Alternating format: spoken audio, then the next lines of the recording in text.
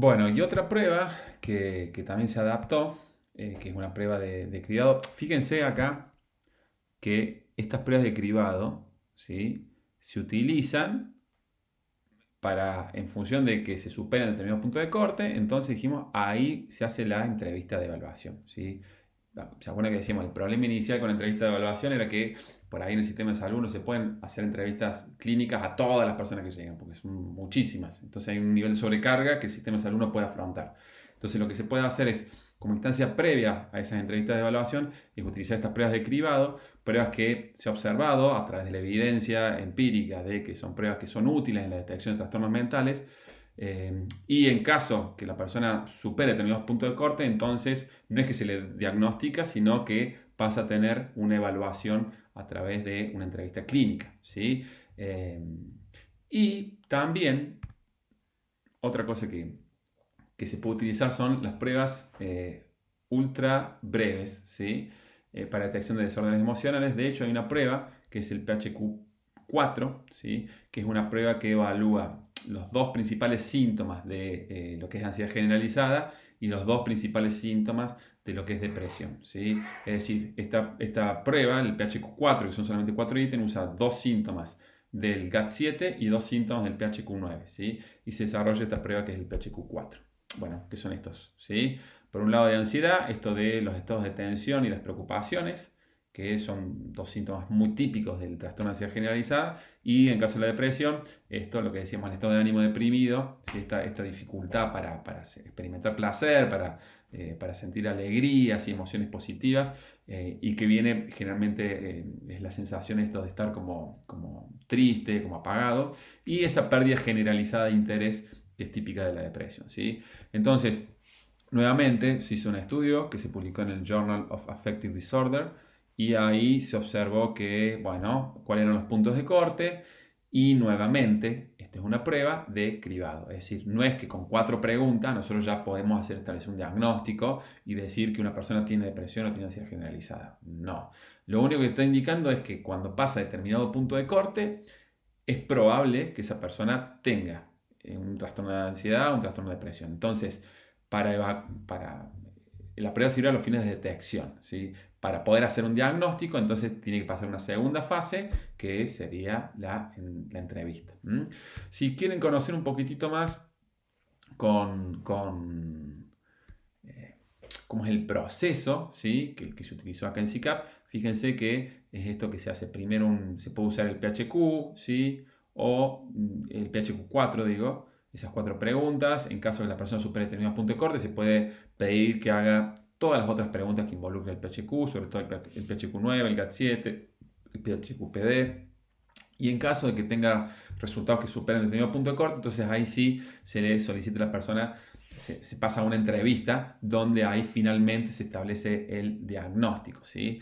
Pero este sistema es el sistema que se propuso para lo que es el tratamiento de desórdenes emocionales en los sistemas de salud de España, ¿sí? En lo que es la parte de atención primaria, ¿sí? Simplemente, por si quieren conocer un poco más de este modelo, este es otro artículo que publicamos en la revista Ansiedad y Estrés, donde se explica este modelo jerárquico de cómo se está haciendo la detección, el diagnóstico y la derivación de trastornos mentales, ¿sí? Que es, bueno, es la propuesta del ensayo clínico CICAP, ¿sí? Así que bueno, eso en cuanto a las pruebas de detección. Acá solamente hemos visto pruebas de detección para desórdenes emocionales, que son los trastornos mentales más comunes, más prevalentes, pero pruebas de detección muchísimas, muchísimas, para diferentes tipos de trastornos, ¿sí? Trastornos más neurológicos, bueno, trastornos vinculados a otros tipos de trastornos mentales que no vimos, ¿sí? Como los que pueden ser vinculados a lo que es esquizofrenia, por ejemplo, en pruebas de detección para evaluar eh, trastorno en la conducta alimentaria, problemas asociados al consumo de sustancias, es decir, la verdad que es un campo muy amplio, muy amplio. Acá el foco fue centrar un poco en los desórdenes emocionales, que son los trastornos más comunes, pero nuevamente los invito a que no se queden con lo que ven en la materia, sino que sigan profundizando esto, porque la verdad que es un mundo muy grande este, ¿sí? Vamos a hablar un poquitito de los otros tipos de pruebas. ¿Se acuerdan que dijimos hasta ahora? Estas pruebas son solamente pruebas de screening, es decir, pruebas que sirven para la detección que no se usan para el diagnóstico.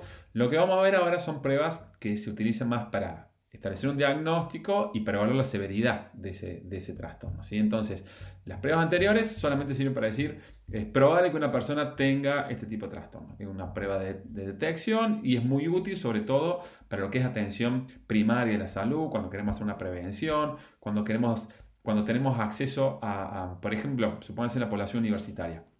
Si yo quisiera hacer un estudio, porque detecto de que es muy probable que en toda la población de estudiantes universitarios, muchos estudiantes necesiten algún tipo de contención o apoyo psicológico y no lo están recibiendo, ¿sí? Y quizás tienen cierta sintomatología que por ahí mismo estudiante no la reconoce o la reconoce y la minimiza. Entonces, yo no puedo hacer entrevista a todos esos casos, pero lo que sí podría usar es pruebas de detección y a partir de esa prueba de detección hacer entrevistas y determinar si esa persona se puede ver beneficiada o no de algún tipo de terapia psicológica, por ejemplo, ¿sí? Ahora bien, una vez que hemos detectado un caso, una vez que creemos que hay una persona que requiere o no una terapia psicológica, para eso ya tenemos que utilizar las pruebas de diagnóstico y de severidad, ¿sí? La evaluación de la severidad y el diagnóstico es crucial para poder hacer lo que se llama la conceptualización de un caso, ¿sí? Cuando llega un caso, la idea es que uno no necesariamente, ¿sí? Aunque hay algunos abordajes que sí lo hacen, pero lo que se recomienda es que vos puedas ajustar el tratamiento que le vas a dar a ese paciente a las características de ese paciente en particular, ¿sí? No es darle el mismo tratamiento a todas las personas, sino que vos el tratamiento que vas a ofrecer se tiene que adaptar a las características de ese paciente y dentro de las características de ese paciente no solamente las características personales y a las circunstancias de ese paciente en particular, sino también a la forma en la cual se está presentando ese trastorno, porque puede ser que dos personas tengan el mismo diagnóstico, que es la depresión, por ejemplo, pero que los motivos, los factores que están haciendo que están involucrados en la etiología, es decir, en el inicio de ese trastorno o en el mantenimiento de ese trastorno, sean totalmente distintos en un caso y otro, ¿sí? Y también puede haber muchas variaciones en cuanto a la severidad. No es lo mismo cuando hablamos de una depresión o un trastorno de ansiedad, no es lo mismo diseñar un tratamiento para un caso donde tiene un trastorno leve a donde ya es moderado o severo, ¿sí? Entonces la evaluación de severidad también es importante. Entonces el tipo de prueba que vamos a ver ahora son pruebas que son muy útiles, sobre todo para eso, porque te dan ese tipo de información que te permite hacer una conceptualización del caso, elaborar las hipótesis de ese caso en particular, diciendo, bueno, cuáles son los factores en este caso en particular que están influyendo en este trastorno. Y en función de eso vos definís las metas terapéuticas, decís, bueno, yo a este caso en particular lo voy a abordar de esta forma y elaborás un plan de trabajo. Entonces, para eso es que se utilizan estas pruebas. Y también se utilizan para ir haciendo una evaluación continua del proceso. Vos, a lo largo del tratamiento, podés ir aplicando estas pruebas al inicio, en el medio, al final y hacer medidas de seguimiento como para ir viendo cómo evolucionó el caso. Entonces, también para eso son útiles las pruebas diagnósticas que vamos a ver ahora, ¿sí? Bueno, ya habíamos dicho un poco las ventajas que tienen el uso de los test psicométricos y el uso de este tipo de procedimientos. Y dijimos, no solamente es importante para lo que es la detección, sino que también es muy útil para la aplicación con el objetivo de evaluar diagnóstico y severidad de un caso, ¿sí? Esto lo voy a pasar porque es simplemente una entrevista que si quieren buscarla, esta es una entrevista del DSM. El DSM es el Manual Diagnóstico Estadístico de los Trastornos Mentales, que es un manual que se utiliza mucho internacionalmente y que es un manual que solamente, y esto es muy importante tenerlo en claro, no explica ningún aspecto etiológico, no explica ningún aspecto vinculado a los factores de mantenimiento. A partir de este diagnóstico no es que vas a poder establecer cómo se formula un caso, ¿sí? Cómo vas a abordarlo en términos terapéuticos un caso. No, porque lo único que dice este manual es un modelo prototípico, ¿sí? De cómo se suelen dar, cuáles son los síntomas más comunes, más típicos que tiene una depresión, que tiene un trastorno de angustia, que tiene un trastorno de pánico y demás. ¿Es útil el manual? Sí, indudablemente es útil en una fase inicial porque te permite de alguna manera ir ordenándote, ir ordenando la información, tener algunos criterios para saber cómo recabar información. pero de ninguna manera es suficiente para establecer un plan de tratamiento, ¿sí? Es muy importante entender de que dos personas pueden tener el mismo diagnóstico y recibir un tratamiento totalmente distinto, porque más allá del diagnóstico hay que valorar otros factores que son claves para la formulación de un caso, ¿sí? Y de hecho es muy común que muchos terapeutas no puedan brindar un tratamiento adecuado porque falla en la formulación del caso, es decir, asumen que porque un caso tiene un diagnóstico de ansiedad, un diagnóstico de depresión, o que porque dos personas tienen el mismo diagnóstico, que tienen trastorno de ansiedad generalizada los dos, se les puede dar el mismo tratamiento. Y no, son tratamientos muchas veces que pueden ser distintos, ¿sí? Indudablemente puede ser que tengan algunos componentes comunes, pero hay factores que son distintos. Es muy importante y la terapia funciona en la medida en que uno lo pueda adaptar a las características y circunstancias de cada paciente. Así que mucho ojo con el uso de estas herramientas, son herramientas útiles, pero que se tienen que complementar, ¿sí? Lo que vamos a ver ahora son algunas herramientas que se utilizan en lo que son desórdenes emocionales o trastornos mentales comunes, que son estos que les decía, sobre todo trastornos de ansiedad y trastornos de estado de ánimo, que son trastornos de los más prevalentes, ¿sí? Cuando decimos comunes o prevalentes hacemos referencia a un concepto estadístico de que la cantidad de casos, cuando uno se fija en la población, la cantidad de casos que tienen depresión o que tienen ansiedad es mucho mayor de la que se tienen otro tipo de trastornos, que no por eso es que estos son más importantes que los otros. Simplemente la idea es que, bueno, como hay que hacer un recorte, optamos por trabajar con los trastornos más comunes, ¿sí? Entonces les decía, lo que vamos a hacer ahora es, más que darles un listado exhaustivo de todos los instrumentos que hay, porque hay, yo no les miento, miles de instrumentos, no cientos, hay miles de instrumentos para evaluar depresión o trastorno de estado de ánimo, ¿sí? Entonces, la verdad que no tiene mucho sentido darle una lista de todos los instrumentos que hay. La idea fue seleccionar algunos instrumentos que más se utilizan, que tienen mejores propiedades psicométricas, ¿sí? Pero, nuevamente, no se queden solo con la información que hay acá, sino que anímense a explorar porque hay muchos instrumentos. Lo que vamos a ver son sobre todo instrumentos que se usan para trastornos de ansiedad y trastornos del estado de ánimo, ¿sí? Para los trastornos de ansiedad vamos a ver algunos instrumentos que se usan sobre todo para ver, por ejemplo, fobias, para ver lo que es ansiedad social, para ver lo que es ansiedad generalizada, ¿sí? Estos son los instrumentos que vamos a ver. Y para los trastornos de estado de ánimo solamente nos vamos a centrar en lo que es depresión y vamos a hacer foco en los inventarios de Beck, ¿sí? Que ahora les voy a contar un poco de qué se trata cada cosa, ¿sí? Bueno, a grandes rasgos, esta no es una clase de psicopatología, ¿sí? Entonces es simplemente la idea es que ustedes tengan una visión, ¿sí? de qué son los trastornos de ansiedad, cierto entendimiento y para que puedan familiarizarse con los instrumentos que se utilizan, pero simplemente vamos a hacer una presentación, ¿sí? El foco no es hablar sobre la parte psicopatológica porque, bueno, nos llevaría muchas clases a hablar de esto, ¿sí?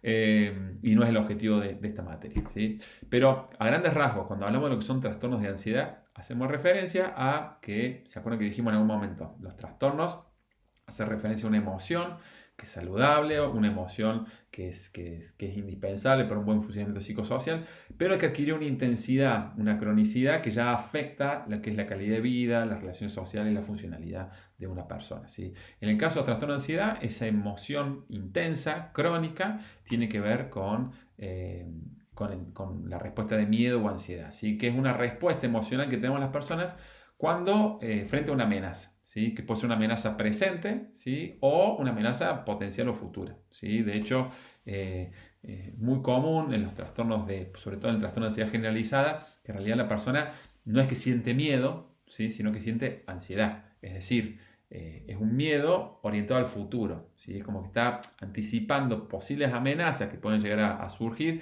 y eso le genera un estado de tensión crónica, ¿sí? Entonces, dentro de los trastornos de ansiedad hay diferentes tipos de trastorno de ansiedad. Están, por ejemplo, la fobia, el trastorno de ansiedad generalizada, el trastorno de pánico, la ansiedad social, ¿sí? Son distintos tipos de trastornos. Entonces, vamos a ir viendo ejemplos de algunos instrumentos que se fueron desarrollando para evaluar cada trastorno y establecer algún tipo de diagnóstico, ¿sí? Este, por ejemplo, es un inventario, que es el inventario de temores. Es un inventario que tiene 122 ítems que analizan diferentes tipos de temores o miedos, ¿sí? De alguna manera lo que evalúa son tipos de fobia, ¿sí? ¿Qué es la fobia? La fobia es un miedo desproporcionado frente a un estímulo, ¿sí? Un miedo irracional y desproporcionado. Hay diferentes tipos de fobia, ¿sí? Por ejemplo, hay fobias a animales pequeños, como pueden ser, qué sé yo, insectos, ¿sí? Eh, También mucha gente tiene miedo, un miedo irracional a lo que es la muerte o el dolor, ¿sí? Eh, de hecho, por ejemplo, es muy común algo que se llama la fobia SID, que es sangre, inyección, dolor. Personas que le tienen mucho miedo a lo que es eh, eso, una inyección, por ejemplo, o ven sangre y se desmayan. Bueno, esos son tipos de fobia, ¿sí? También este instrumento mide lo que es miedo a situaciones vinculadas a lo que es la agresión y también evalúa un factor vinculado a lo que son situaciones interpersonales que se relaciona un poco más con lo que es ansiedad social, ¿sí? La verdad que hay muchísimos tipos de fobia y bueno, este instrumento de alguna manera es un instrumento bastante viejito, ¿sí? De hecho no se usa mucho actualmente, pero hay un instrumento como clásico que evalúa lo que son temores, ¿sí? Hay otro instrumento que también evalúa fobias, que es el inventario o el cuestionario de miedo, ¿sí? Que también es un instrumento que ya tiene sus años, se desarrolló en el 79, que es más breve, tiene 24 ítems y que analiza distintos tipos de fobia, por ejemplo, miedo a las heridas, miedo a situaciones sociales, agorafobia, que la agorafobia es este miedo a los espacios abiertos, ¿sí? Por ahí las personas empiezan a tener miedo de salir de su casa, de ir a un cine, de hacer actividad física, al aire libre, etc. ¿sí? Entonces es un instrumento que es más breve, toma simplemente 10 minutos y permite de alguna manera detectar si una persona tiene fobia en alguna de estas situaciones típicas, ¿sí? Este es otro instrumento que es un inventario de ansiedad social. Y en realidad más que ansiedad social, lo que analiza este instrumento es un factor muy asociado a la ansiedad social, que es el miedo a la evaluación negativa, ¿sí? Generalmente esa es la diferencia entre lo que es la fobia social y las fobias típicas. Las fobias típicas, ¿sí? Es decir, miedo ya sea a un animal, a los insectos, a determinado tipo de situaciones, a las inyecciones, etc., es un miedo que está relacionado a cuando la persona percibe un estímulo y lo ve como que puede ser una amenaza a la integridad física, ¿sí? Entonces se genera esa reacción que es muy intensa, en muchos casos desproporcionada y que puede generar muchas conductas de evitación. Por ahí la persona, por miedo a encontrarse con esos estímulos, empieza a evitar esas situaciones y eso puede afectar mucho la calidad de vida de la persona, ¿sí? Ahora, la ansiedad social también está vinculado a un miedo, se parece mucho a una fobia, porque un miedo desproporcionado a una situación que no es amenazante, ¿sí? Pero que vos que genera un nivel de ansiedad muy elevado, que también genera evitación. Muchas veces las personas tienen tanta ansiedad que la forma que tiene de disminuir ese nivel de ansiedad es evitando. Entonces evitan situaciones sociales, evitan interactuar con otros, evitan hablar en público, etc. Pero en este caso no es una amenaza a la integridad física, como en las fobias anteriores, sino que tiene que ver con una amenaza a lo que llaman la pérdida de autoestima. Es decir, uno tiene mucho miedo a experimentar vergüenza, a quedar en ridículo, a que las personas te valoren mal.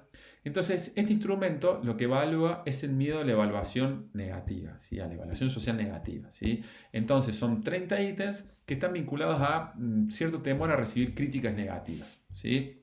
Y en general se ha observado que las personas que puntúan más alto en esos ítems que aparecen ahí, entonces son personas que suelen tener mayores síntomas de ansiedad social, ¿sí? Entonces fíjense que, por ejemplo, parte de la terapia que yo le puedo dar a un paciente que tiene ansiedad social, puedo aplicar este instrumento porque en gran medida una de mis metas de tratamiento es que las personas que tienen ansiedad social aprendan a tolerar, ¿sí? Esta evaluación social negativa que eventualmente puede llegar a tener, pero que indudablemente son las que son de alguna manera la causa que está llevando a que esa persona esté tan ansiosa, ¿sí? O una de las causas, no digo que sea la única, pero es un instrumento que puede ser útil para eso. Una escala muy breve, son solamente en 10 minutitos se aplica y que te puede dar información acerca de el nivel de miedo que tiene esa persona de experimentar una evaluación negativa, ¿sí? Esa es para la evaluación de ansiedad social. Y para la ansiedad generalizada hay un instrumento que se usa mucho, que es el inventario de preocupación de Pensilvania, ¿sí? El PEN, que es un inventario muy breve, son solamente 16 ítems, y lo que evalúa es una característica típica de la ansiedad generalizada, que es esa preocupación persistente e incontrolable. Las personas que tienen ansiedad generalizada son personas que A diferencia de una fobia, donde en la fobia hay algo en particular que te genera ese miedo intenso, en la ansiedad generalizada no hay algo particular, sino es generalizado, ¿sí? Y justamente la emoción típica tiene que ver con la ansiedad. La ansiedad es este miedo a un potencial escenario amenazante futuro, ¿sí? Es decir, es una emoción que está orientada al futuro. Puede ser que en tu presente no haya nada que te esté generando miedo, ¿sí? O no haya nada amenazante, pero que vos estás muy preocupado, te estás anticipando de que en el futuro puede ocurrir algún tipo de situación que pueda llegar a ser amenazante. Entonces, ese es el cuadro de ansiedad, esa es la sensación que se siente y la persona está súper tensa por una situación que no necesariamente es amenazante ahora, en el presente, ¿sí? Y en términos cognitivos, un factor clave de la ansiedad generalizada es la preocupación. La persona está muy preocupada, ¿sí? Es como que está... y esa preocupación llega a un punto que es incontrolable e intromisiva, es decir, la persona no quiere preocuparse y es como que no puede dejar de preocuparse, está todo el tiempo, puede generar insomnio, puede generar... estás tan tensionado que hasta puede generar dolor, ¿sí? Entonces, bueno, es un tipo de trastorno muy común. Y este test evalúa ese componente que es el de la preocupación, ¿sí? Que es el inventario de preocupación de Pensilvania. Entonces, esta es otra meta de tratamiento que se tiene habitualmente con los pacientes con ansiedad, con TAG. Así que bueno, este es el inventario de Pensilvania que se usa para eso, ¿sí? Y para depresión, bueno, como decimos, depresión no es un tipo de trastorno de ansiedad. En este caso, la depresión, la característica que tiene es que la emoción más típica tiene que ver con la sensación de tristeza, ¿sí? Y sobre todo con esta anedonia, esta dificultad para experimentar placer, para sentir alegría, para sentir emociones positivas, que también viene acompañada esta pérdida generalizada de interés con apatía, la sensación que la persona siente que no tiene energía, ¿sí? Que no tiene fuerzas, ¿sí? Entonces, si bien hay muchos trastornos de estado de ánimo, porque acá entra lo que es la depresión, entra el trastorno bipolar, ¿sí? Entra la distimia, hay distintos tipos de trastornos dentro del estado de ánimo, nosotros nos vamos a focalizar un poquito más en lo que es la depresión, que es el más común de los trastornos del estado de ánimo, y hay varias entrevistas, en varias escalas, perdón. Una es la escala de Hamilton, que tiene un formato tipo entrevista estructurada, donde se le van preguntando, hay 24 ítems, donde se le van preguntando y la persona va diciendo cómo se siente, y para cada afirmación va un puntaje, y en función de eso se establece el diagnóstico o no de depresión. Vuelvo a lo mismo. Para establecer el diagnóstico es importante complementar esto con una entrevista, ¿sí? Pero la prueba te da como una sugerencia y en función de eso, más lo que vos complementás con la entrevista, estableces el diagnóstico final, ¿sí? Entonces, es una prueba que tiene su duración por este formato de que no es autorreporte, sino que la persona va preguntando, ¿sí? Es como si fuera una especie de entrevista estructurada. Entonces, tardás aproximadamente 30 minutos, pero es un inventario que se usa mucho en la escala de Hamilton, ¿sí? Este es el inventario de presión de Beck. Personalmente creo que es el inventario que más se usa en el mundo, junto con el de Hamilton y el PHQ-9, pero el inventario de presión de Beck para lo que es establecer la evaluación diagnóstica es de lo que más se utiliza por varios motivos. Primero porque es más breve, tiene 21 ítems, se aplica fácil, 10-15 minutos ya la persona puede responder. Es de autorreporte, ¿sí? Entonces es más rápida la respuesta. Pero además lo otro que tiene interesante es que tiene varios factores. Tiene factores cognitivos, emocionales y fisiológicos, ¿sí? Conductuales y fisiológicos. Entonces, esto es importante porque la depresión puede variar. Hay como distintos perfiles dentro de la depresión y de alguna manera el inventario de depresión de Beck te permite ir viendo cómo son esos perfiles, ¿sí? Es decir, qué está pasando a nivel cognitivo, es decir, cuáles son los pensamientos típicos que tiene esta persona, cuáles son las conductas típicas, cómo se ha visto afectado su comportamiento habitual, y a nivel fisiológico, que también se ve afectado eso, por ejemplo, muchas personas que tienen depresión tienen cambio en el apetito, tienen problemas para conciliar el sueño, bueno, tienen una serie de factores fisiológicos que este instrumento también evalúa. Entonces, bueno, es un instrumento que también es útil para establecer un diagnóstico, ¿sí? Ahí tiene algunos ejemplos de algunos ítems, ¿sí? Y este sí es importante, ¿por qué?